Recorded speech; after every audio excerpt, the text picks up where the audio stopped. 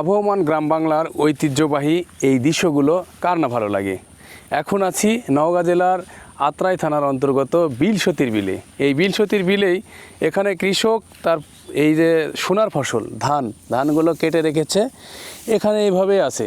এই যে বৃষ্টির কারণে নষ্ট হয়ে যাচ্ছে, তো এইগুলো এই যে ছাগলগুলোই খাচ্ছে, নিয়ে নিয়ে সব কত সুন্দরভাবে এরা খাচ্ছে। তবে ছাগল যদি বেশি ধান খেয়ে ফেলে এদের ব্লড হতে পারে, ব্লড হয়ে এরা গ্যাস ফর্ম করে মারাও যেতে পারে। তাই জানি না এই ছাগলগুলো কার, এদেরকে এখান থেকে সরিয়ে দিলেও তারা খাচ্ছে। তো এইরকম সুন্দর সুবিশাল ফসলের মাঠ বিকেলবেলা একদম মন প্রাণ জুড়িয়ে যায়। সূর্য প্রায় অস্ত যাওয়ার পথে, সূর্য ঢেলে যাচ্ছে, মেঘের ভিতরে একদম প্রবেশ করছে। চারপাশে ফসল নেই, এখন সবুজের সমারোহ। কৃষক ফসল কেটে তার গোলা ভরেছে। তো অনেকেই ফসলের এই সঠিক জাকাত আদায় করে না। সবার কাছেই বলবো যে আমরা আসলে এই দুনিয়াতে যারা বসবাস করছি, আমরা আল্লাহর বর্গা চাষি।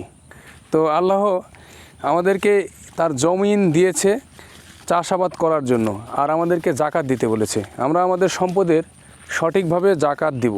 জাকাতটা যেমন বর্গা চাষির কাছে ওই জমির পাওনা থাকে ফসলের, ঠিক মহান আল্লাহ রাব্বুল আলামিনের কাছেও এরকম পাওনা আছে আর কি। আর পাওনাটা উনি গ্রহণ করেন না, জাকাতটা দিলেই আল্লাহর এই হকটা আদায় হয়ে যায়। তো আমরা জাকাত দিয়ে সম্পদের বিশুদ্ধতা অর্জন করি, ইসলামের পথে চলি, ইসলামের আদর্শ মেনে চলি।